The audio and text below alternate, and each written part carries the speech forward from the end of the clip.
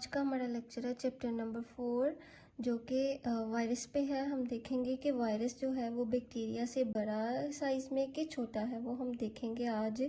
क्या कहता है स्टार्ट में और डेफिनेशन उसकी, a virus is an infectious microbe consisting of a segment of nucleic acid either DNA और RNA surrounded by a protein coat. क्या कहता है कि वायरस जो है वो क्या है कि इन्फेक्शियस माइक्रोब है। माइक्रोब अब किसको कहते हैं? ऐसा माइक्रो ऑर्गेनिज्म जो कि बहुत ही छोटा हो, बैक्टीरिया से भी ज़्यादा छोटा हो, उसको हम क्या बोलेंगे? माइक्रोब जो कि हम आम आँख से नहीं देख सकते, नेकेड आई से नहीं देख सकते, उसको हम क्या बोलेंगे? माइक्रोब। अब क्या है वायरस? क्या है? इन्फेक्शियस माइक्रोब जो कि कंसिस्ट करता है किस पे? न्यूक्लिक एसिड पे, सेगमेंटेड ऑफ न्यूक्लिक एसिड पे, जो कि क्या होते हैं? मोस्टली डीएनए और आरएनए, विच मीन या तो सिंगल स्ट्रैंडेड होंगे या फिर क्या होंगे? Double stranded. अब और उसके स्ट्रैंडेड पे क्या होगी? प्रोटीन की क्या होगी? कोट। अब क्या कहते हैं कि a virus can not replicate alone. जो वायरस होते हैं वो कभी भी एक जगह से दूसरी जगह अकेले नहीं शिफ्ट हो सकते, ट्रांसफ़र हो सकते। क्यों? उनको किन चीज़ों की ज़रूरत पड़ती है?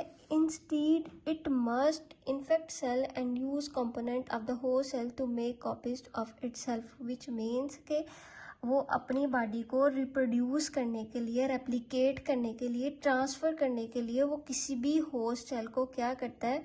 यूज़ करता है। यूज़ करके फिर वो एक जगह से दूसरी जगह ट्रांसफ़र होता है या फिर रिप्रोड्यूस होता है। वो खुद से रिप्रोड्यूस या फिर अपनी कॉपीज नहीं बना सकता। वो किसको यूज़ करता है? होस्ट सेल को। होस्ट सेल किसको कहते हैं? किसी भी लिविंग ऑर्गेनिज्म की बॉडी में रहता है, उसको हम क्या कहते हैं? Host cell. अब उसने एग्जांपल कौन कौन सी दी है?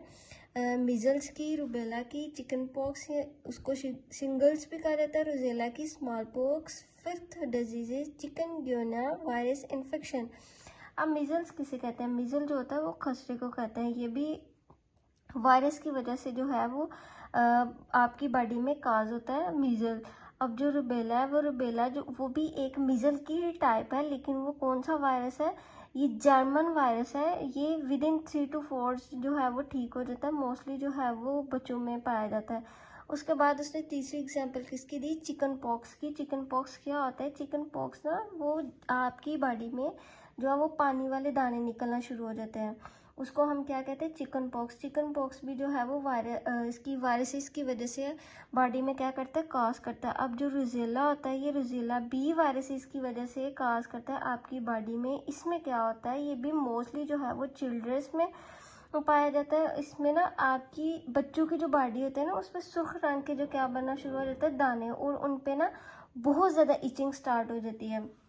देन उसने किसी इसकी जो है एग्जांपल दी स्मॉल पॉक्स की। स्मॉल पॉक्स को ना चेचक भी कहा जाता है। ये बहुत ही डेडली इन्फेक्शियस डिजीज होती है, जो कि काज किसकी वजह से होती है?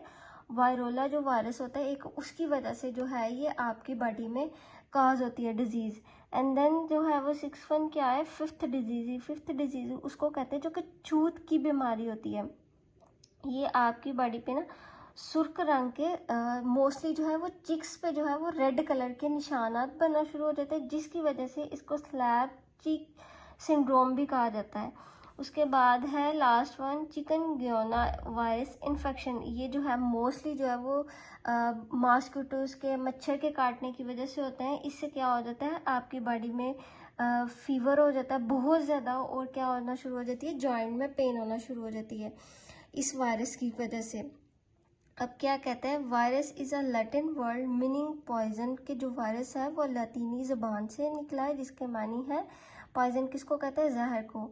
अब उसने डेफिनेशन बताइए, क्या कहता है उसमें? Viruses are obligate intracellular parasite. अब पैरासाइट उसको कहते हैं जो ऐसे माइक्रो ऑर्गेनिज्म एक बॉडी में के, अब एक बॉडी से विच मीन के होस्ट की सेल जो होता है उसकी बॉडी में एंटर होते हैं, फीड लेते हैं, एनर्जी लेते हैं। इन बैग जो आपकी बॉडी को क्या देते हैं? हार्म देते हैं, नुकसान देते हैं या डेंजरस होते हैं।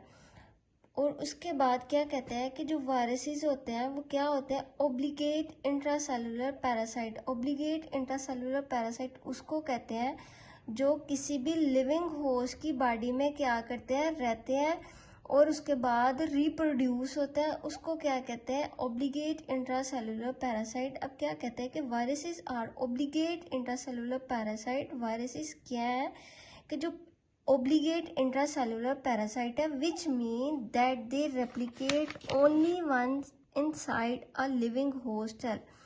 विच मीन्स कि जो वायरसेस होते हैं ये बहुत ही छोटे माइक्रो ऑर्गेनिज्म है, ये जस्ट लिविंग होस्ट सेल में जो है क्या करते हैं, रहते हैं। क्यों रहते हैं? क्योंकि जब वो लिविंग होस्ट सेल की बॉडी में जाके रहेंगे, जाहिर सी बात है जो लिविंग होते हैं ऑर्गेनिज्म उन्होंने उनकी बॉडी से न्यूट्रिएंट्स लेने होते हैं, वाटर लेने होते हैं, विटामिन्स लेके जो भी उनको चाहिए होता है वो सारा कुछ लेके वो अपनी जो है जनरेशन क्या करते हैं, बढ़ाते हैं, रेप्लिकेट होते हैं, रिप्रोड्यूस होते हैं। नॉन लिविंग की बॉडी में क्यों रिप्रोड्यूस नहीं होते? क्योंकि उनको वो उतनी ज़्यादा न्यूट्रिएंट जो है नॉन लिविंग या किसी भी डेड ऑर्गेनिज्म से नहीं मिल रहे होते जितनी के लिविंग होस्ट बॉडी से उनको मिल रहता है। सो दैट्स वाई ये किसकी क्या है, ये ऑब्लिगेट इंट्रासेलुलर पैरासाइट, और फिर क्या करते हैं, रिप्रोड्यूस करते हैं किसमें, लिविंग होस्ट सेल में। अब क्या कहते हैं, अनदर इसकी डेफिनेशन उसने क्या बताई, viruses are non cellular infectious agent consist of other DNA और आरएनए, विच मीन्स का वायरसेस जो है वो नॉन सेलुलर इन्फेक्शियस एजेंट है, जो कि मोस्टली सिंगल स्ट्रैंडेड भी होते हैं और डबल स्ट्रैंडेड भी होते हैं। मीन्स के आरएनए भी होंगे और डीएनए भी होंगे। Reproduce only in living cell के, जो वो अपनी कॉपीज बनाएंगे, अपनी जनरेशन को ज़्यादा करेंगे, वो किस में करेंगे, जस्ट लिविंग सेल में, ना कि नॉन लिविंग सेल में, क्योंकि वो उन्होंने क्या करना होता है, न्यूट्रिएंट्स वगैरह लेके रिप्रोड्यूस होना होता है। सो दैट्स वाई वो किस में रहता है, लिविंग सेल में। And use the biosynthetic machinery of the host cell. क्या करते हैं, होस्ट सेल में कैसे रहते हैं, कैसे वो रिप्रोड्यूस होते हैं, बायोसिंथेटिक मशीनरी के थ्रू, विच मीन्स कि जहाँ पे जाके वो एग्जिस्ट करेंगे होस्ट की बॉडी में, लाइक वो लंग में कर सकते हैं, आपकी किडनी में, हार्ट में, कहीं भी जाके वो किसी भी आपके बॉडी पार्ट को यूज़ करेंगे। बायोसिंथेटिक मशीनरी को यूज़ करने के बाद वो क्या करेंगे, synthesis to direct the synthesis of virion. Virion कहते हैं कि जो बीमारी काज करते हैं, बीमारी को ट्रांसफर करते हैं, आपकी बॉडी के लिए डेंजरस होता है, उसको क्या कहते हैं, विरान। अब वो क्या करते हैं, वो यूज़ करके रिप्रोड्यूस होते हैं और आपकी बॉडी को क्या देते हैं, नुकसान देते हैं। Containing viral genome and transfer them to the other cell. क्या करते हैं कि एक बॉडी से दूसरी बॉडी में भी ट्रांसफर होने के लिए किस चीज़ की ज़रूरत होती है उनको, विरान की। अब उन्होंने डिफरेंस बताया ह्यूमंस का और वायरसेस के सेल में। क्या कहते हैं कि जो करैक्टरिस्टिक्स है हम वो देखेंगे कि स्ट्रक्चर है जो वो ह्यूमन का और वायरसेस का क्या डिफरेंस है। अब उन्होंने यहाँ पे नहीं बताया लेकिन हम थोड़ा सा देख लेंगे। क्या कहते हैं कि जो ह्यूमन के सेल होते हैं उनमें क्या होती है, सेल मेम्ब्रेन होती है, साइटोप्लाज्म होते हैं, यूकैरियोट्स होते हैं, also contain nucleus and the organelles, which means कि वो ऑर्गेनेलिस जैसे कि वो राइबोसोम प्रेजेंट हो गए उनके साइटोप्लाज्म में, माइटोकॉन्ड्रिया, उसके बाद गोल्गी एपरेटस, ये सब ऑर्गेनेलिस प्रेजेंट होंगे। एज कंपेरेटिव टू देखा जाए वायरसेस क्या होते हैं, प्रोकैरियोट्स होते हैं।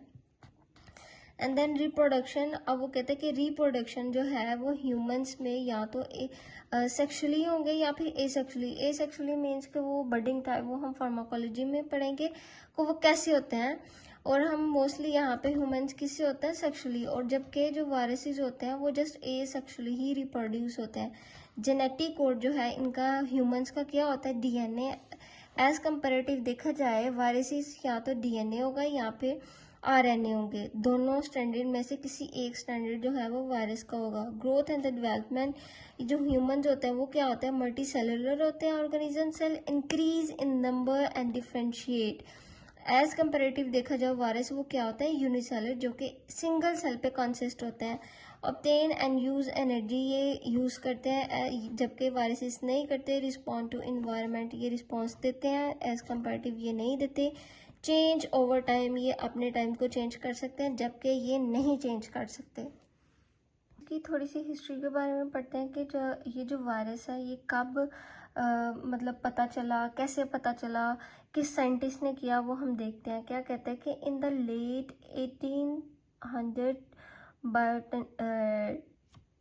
has been trying to find the cause of tobacco mosaic disease. क्या कहता है कि 18वीं सदी में बॉटनिस्ट, अब ये बॉटनिस्ट क्या होते हैं, जो स्टडी ऑफ प्लांट होती है उसको क्या हम कहते हैं, बॉटनी, और जिन्होंने इनमें स्पेशलाइजेशन की होती है उनको कहते हैं बॉटनिस्ट। कहते हैं कि उन्होंने जब थोड़ी सी रिसर्च की, रिसर्च करने के बाद उनको क्या किया, उन्होंने एक टोबैको का क्या लिया, एक पत्ता लिया।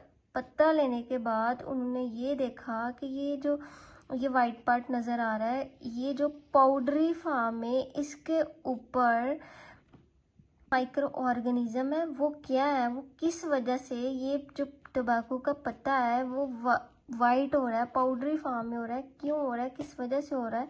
अभी 18वीं सदी में उनको नहीं था पता, लेकिन जबकि उन्होंने ये देख लिया था कि तंबाकू की वजह से क्या हो रहा है, टोबैको मोज़ेक डिजीज़ जो है वो काज हो रही हैं।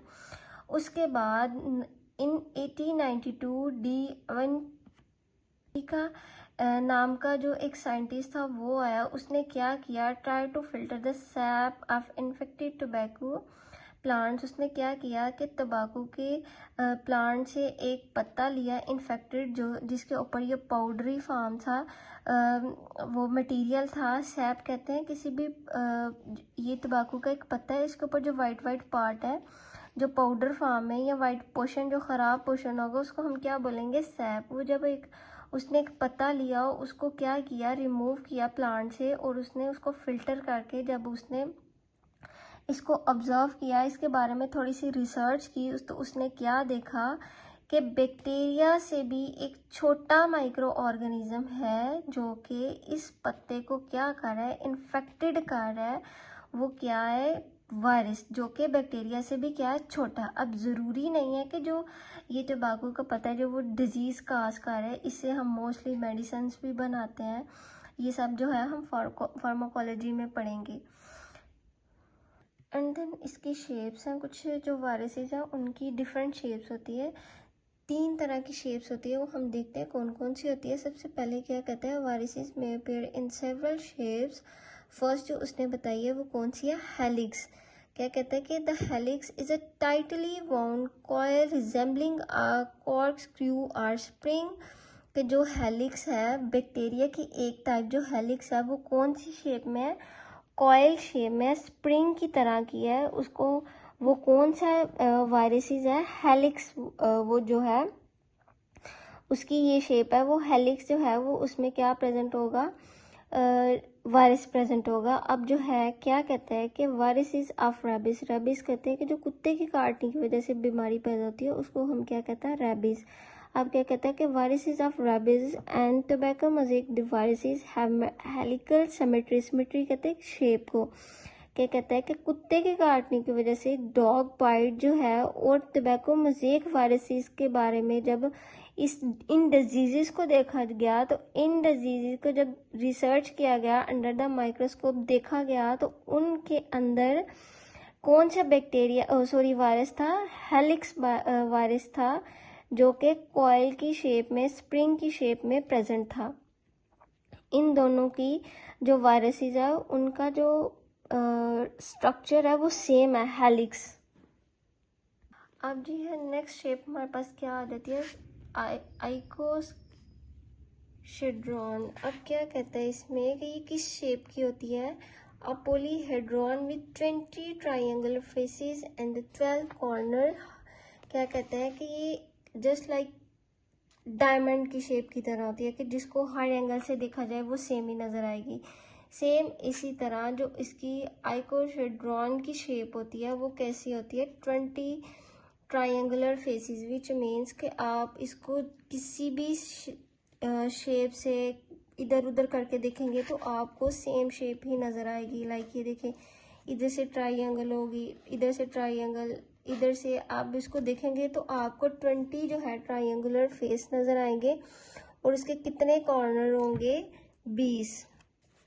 क्या कहते हैं, हार्ब्स। हार्ब्स इसको कहते हैं आपकी स्किन का जो इन्फेक्शन हो जाता है उसको क्या कहते हैं, herbs.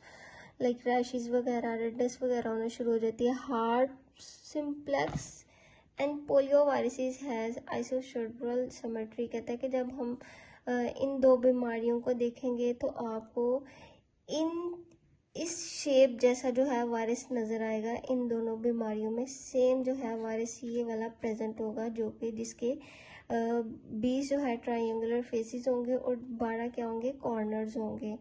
And the last one क्या है इसका शेप वायरस का, कॉम्प्लेक्स शेप है जो इसकी। अब क्या कहते हैं, a combination of helical and icosahedral का symmetry is describe as complex. अब क्या कहते हैं कि हेलिक्स का इसका और आइसोस्केड्रल का, इन दोनों का स्ट्रक्चर को सेम करके मिला के क्या कौन सा स्ट्रक्चर बनता है, कॉम्प्लेक्स। सम बैक्टीरियोफेजिस, जिसको हम क्या कहते हैं, बैक्टीरियोफेजिस भी कहते हैं, क्योंकि ये बैक्टीरियोफेज की भी क्या देती है, शेप देती है। Have complex symmetry, they have an icosahedral head and a collar and tail assembly in a shape of the helical shape. क्या कहते हैं कि जैसे ये आइसोस्केड्रल की शेप दे रही है ट्रायंगुलर, लाइक ये देखें यहाँ से, और उसने उसको क्या बताया कि उसका जो है वो हेड होगा और उसके अलावा उसकी क्या होगी, ये जो कॉलर होगा और जो उसकी टेल होगी वो किसकी तरह की होगी, हेलिकल शेप की तरह की। और इन दोनों का मिक्सचर को मिला के कौन सी शेप बनती है इसकी, कॉम्प्लेक्स। तो ये था हमारा आज का लेक्चर। सो नेक्स्ट लेक्चर में हम लोग क्या पढ़ेंगे, स्ट्रक्चर इसका पढ़ेंगे वायरस का।